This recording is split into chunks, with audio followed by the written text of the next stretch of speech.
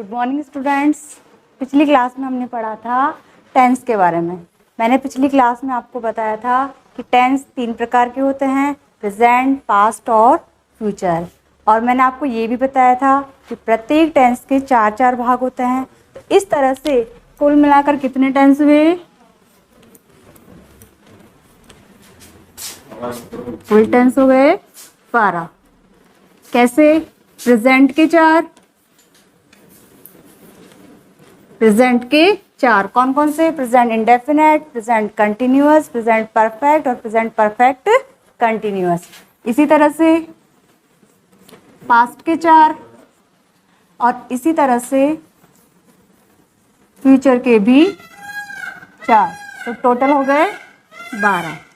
ठीक है, तो हम इन 12 टेंस के बारे में ही पूरे टेंस के अंदर हम पढ़ेंगे। अब एक चीज़ मैं आपको बताना चाहूँगी कि टेंस पर्टिकुलरली क्लास 6, क्लास 7 और क्लास 8 के लिए, किसी एक क्लास के लिए यूज़फुल नहीं है, बल्कि तीनों क्लासेस के लिए यूज़फुल है। तो आप इसको तीनों क्लासेस के अंदर मान सकते हैं, इसको आप पढ़ सकते हैं।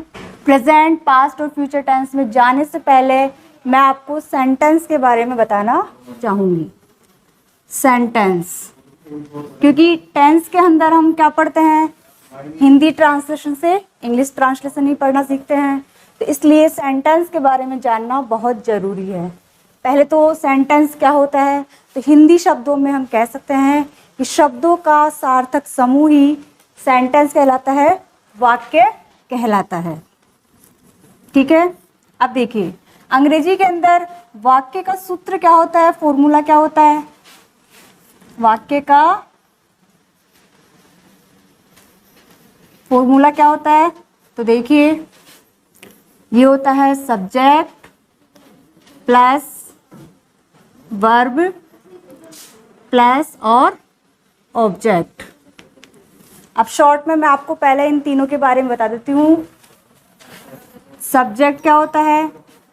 इसको बोलते हैं कर्ता, और कर्ता का अर्थ होता है कार्य करने वाला। इसके बाद वर्ब, वर्ब होती है क्रिया।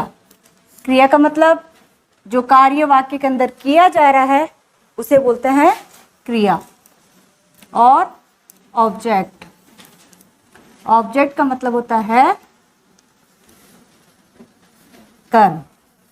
तो इस तरह से ये होता है इंग्लिश के अंदर सेंटेंस का फॉर्मूला। अब देखिए हिंदी वाक्य और अंग्रेजी वाक्य में अंतर क्या है? तो देखिए हिंदी में जब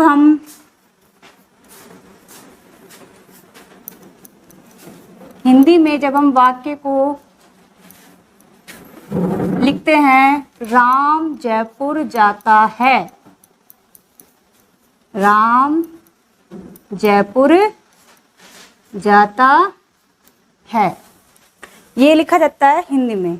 लेकिन जब इसे इंग्लिश में हमें लिखना है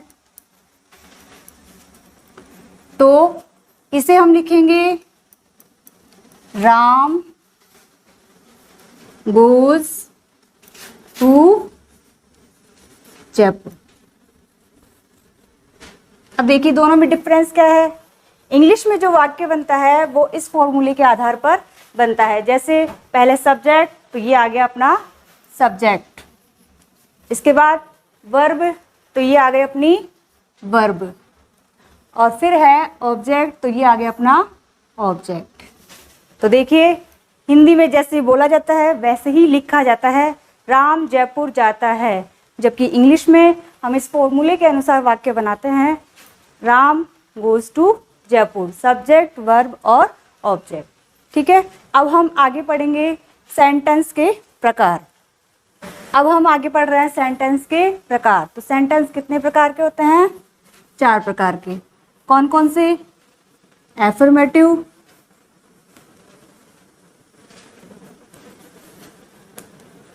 एफर्मेटिव को सिंपल सेंटेंस भी कहा जाता है। सेकंड है नेगेटिव, थर्ड है इंट्रोगेटिव,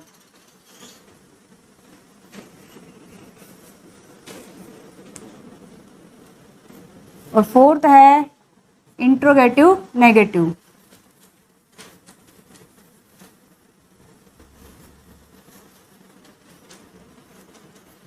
इंट्रोगेटिव नेगेटिव।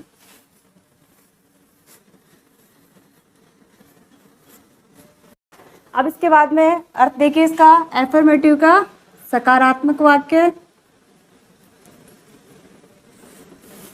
नेगेटिव का नकारात्मक वाक्य,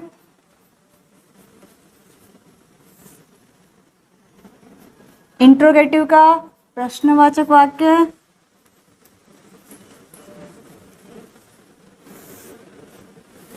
और इंट्रोगेटिव नेगेटिव का प्रश्नवाचक नकारात्मक वाक्य।